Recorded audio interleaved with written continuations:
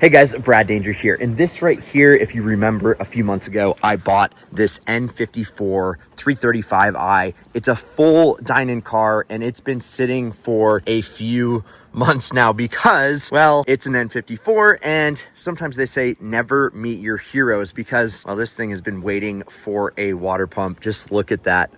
Oh, God. I really need to wash this thing, but it does not run. So that begs the question, why are BMWs so unreliable? Yes, a little change of scenery and every car depreciates, but luxury cars depreciate like they're allergic to being owned twice. And BMWs get hard once the lease crowd dumps them and warranty expires and the next owner discovers German engineering is basically a subscription, except the subscription is, surprise, invoices. Today, we're breaking down the top 5 reasons used BMWs become shockingly affordable as they age and why, even with all these scary stories, some of these are still absolutely worth buying if you do it the smart way. And while I break down all these reasons, well, I'm gonna stack them by which ones are real deal breakers for buyers, not the internet boogeyman, the stuff that actually tanks prices. And guys, quick note, I've linked to all these cars through Auto Tempest in the first pinned comment down below so you can price shop fast across multiple sites. And remember to go to winthisIdealcar.com to get entered to win your dream car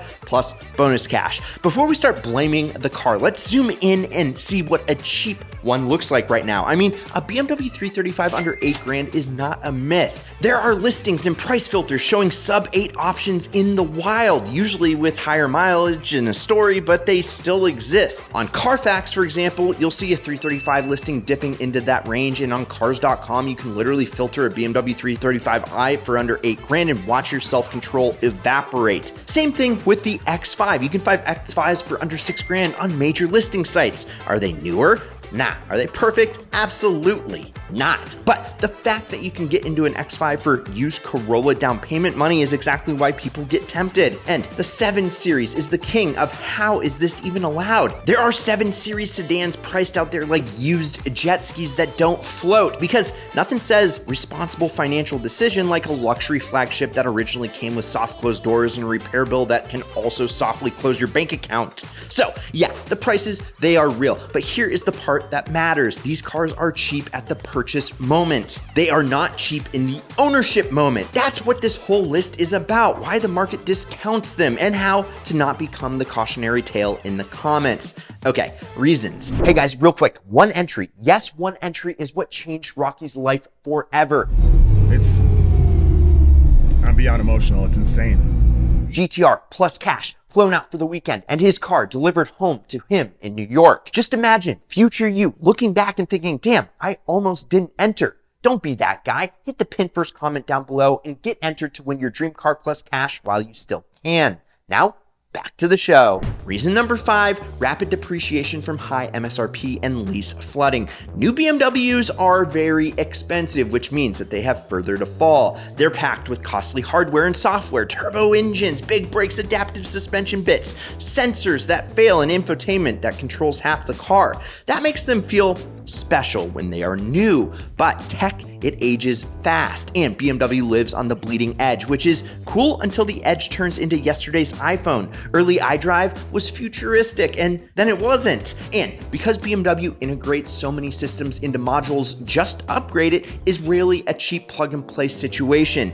And add the lease pipeline. BMW leases a ton of cars, so 3 years later, a wave of similar cars hits the used market at the same time. Supply, it spikes, prices drop, and suddenly a car that was 90 grand new is competing with a parking lot full of twins. I see cars depreciation data gives you an idea of how brutal that this can be. Models like the 5 Series and X5 show 5-year depreciation in over half neighborhood. That is great for used shoppers and terrifying for new buyers. Depreciation is why the sticker is low. The next reasons are why people are scared to buy. So reason number 4, insurance and the body shop reality check. Yeah, people budget the purchase price and forget the monthly costs. Then they get their insurance quote and it feels like the car personally insulted the insurance company. Luxury cars cost cost more to insure because repairs, well, they cost more. BMW bumpers aren't just bumpers, they're bumpers with sensors. Headlights can cost a fortune. Panels and paintwork aren't cheap. Even a small hit and run turns into a big bill.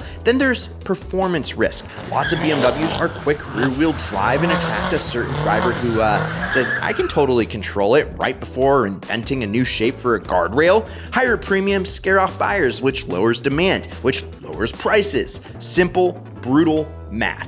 Now, reason number 3, complex tech that ages like sour milk. BMWs are rolling networks. Modules talk to modules. Computers talk to other computers. Everything, it's electronic, and everything is expensive when it's mad. As they age, the tech that made them feel premium becomes the stuff that fails in annoying ways. Screens die, sensors, they freak out, adaptive suspensions leak, comfort access works until it doesn't, and then you play the world's worst game. Is this $10 fix or a $2,000 module? Because BMW uses proprietary software for a lot of diagnosis and programming. Many repairs aren't just replace part, they're replace part, then code it, then calibrate it, then clear faults. The battery, it's a perfect example. On many BMWs, you can't just swap a battery and call it a day. The car needs battery registration so it manages charging correctly. It's not evil, it can help battery life, but it's another step, another tool, and another reason people back away. And under that hood, BMW loves complicated solutions. Turbocharging, direct injection, variable valve timing and lift, high tempo cooling strategies, tight packaging. It's brilliant when it works. It's expensive when it doesn't. Buyers know that, and they price the fear in. Now, reason number 2, reliability fear from the bad years, and the internet, they never forget. BMW reliability has 2 eras. Era 1 is the amazing to drive but bring a backup plan era. Depending on engine and generation, common chatter includes cooling system issues, oil leaks from multiple gaskets, high pressure fuel system problems on some motors, and electric water pumps that fail in a mileage window that feels kind of suspicious. And once the internet decides a car is unreliable, that label sticks around forever. Even if the story is, it has a few predictable failures. Era 2, though, is BMW's more recent reputation shift. Consumer Reports' latest reliability coverage has BMW showing up as one of the few European brands near the top of the reliability rankings, which still melts people's brains because it doesn't match the old jokes. But the used market doesn't care about nuance, it cares about vibes, and the vibe is still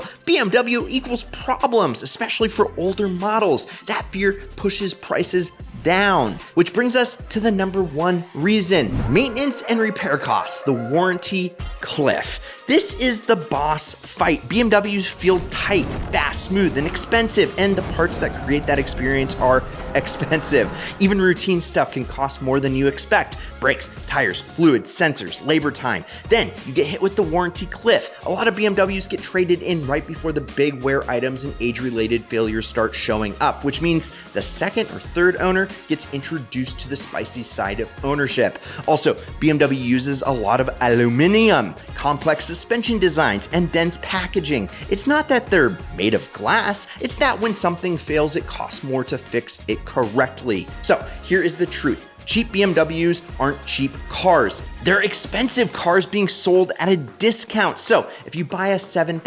BMW and it needs $3,000 of work, you didn't get scammed, okay? You bought an expensive machine with an entry fee that you could afford and upkeep you didn't plan for. But this is also where the opportunity actually is, because if you buy the ideal BMW with the right engine and the right maintenance history, you can get a driving experience that nothing else touches for the money. Steering feel, chassis balance, highway composure, that engineered feeling normal cars, they just don't have. So how do you buy one without getting financially suplexed? The used BMW survival kit that your boy made up. First, always, non-negotiable, get a pre-purchase inspection. Always, dealer, private party, doesn't matter. You want a BMW specialist or a good independent shop to scan it, look for leaks, check cooling system health, suspension wear, and spot the problem before you own them. Second, by the owner, not just the car. Service records, they are everything. Receipts are everything. A stack of records is basically proof the car wasn't treated like a disposable lease toy.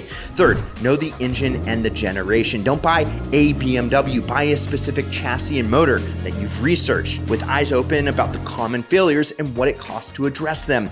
Fourth, budget a BMW fund. If you can't afford repairs, you can't afford the car. Set aside money for maintenance and surprises, even if you buy a good one. So, what are the ones to buy and what do you run from when you're shopping cheap BMWs? I mean, I get asked all the time because BMWs really are some of the best driving vehicles around. And if you want a BMW bargain without the BMW bankruptcy, you need to shop with a little strategy. If you're starting with an older Turbo 6 bargain, do a sanity check on the known stuff. Cooling system health matters. Electric water pumps and thermostats are common failure points on a lot of BMW 6-cylinder setups. And guys, when they go fast. Overheating warnings, limp mode, the whole panic parade. This is why a good inspection and a clean maintenance record aren't optional. If you're staring at a cheap V8 7 Series and thinking, wow, I'm basically a CEO, well, remember, you might be buying a flagship with flagship problems. Some BMW V8 families have well-known oil consumption and seal issues as miles add up, and that can turn a cheap purchase into an expensive relationship. So here is the easy rule. If the deal feels too good to be true, it probably is priced for a reason you haven't found yet. So 3 buyer archetypes actually win with used BMWs. 1, I want the vibe buyer. You want a clean, basic spec, good history, stock as possible. You're not chasing peak horsepower, you're chasing comfort and steering feel. These buyers should prioritize service records and condition over options. The second one, though, is I'm a wrench buyer. If you're comfortable turning a socket and you're willing to learn, older BMWs can be incredible value. The market prices in labor cost fear. If labor cost fear doesn't scare you, you can beat the market. And then there's the third buyer, the I want peace buyer. For you, the move is newer, simpler, and ideally under some kind of warranty umbrella, CPO, a reputable extended warranty, or at least a model year range with a stronger reliability track record. And no matter which one you buy, avoid the same trap, buying the cheapest example just to say you got a deal. The cheapest BMW is always never the cheapest BMW. It's the fastest BMW to become a financial crime scene. All right, back to the point. Used BMWs are cheap because the market is scared, and the market is usually scared for very good reasons. Your job is to separate predictable maintenance from unpredictable catastrophe. So yeah, used BMWs are cheap, but they're cheap for reasons that make sense. Depreciation, insurance, tech complexity, reliability fear, and the warranty cliff. And that's exactly why they can be such a ridiculously good deal for the right buyer. Do that, and you'll have the good part of BMW without the horror movie receipts. Now, tell me in the comments, what is your favorite BMW of all time, and which BMW do you think is the worst money pit ever created? And remember, go find your ideal BMW on Autotempest, pin the first comment down below, and remember to go to winthisIdealcar.com to get entered to win your dream car, plus bonus cash. I'm Brad Danger, this is Ideal. Check out some of these Ideal vids over here, like, subscribe, and promise me one thing, keep living the ideal lifestyle.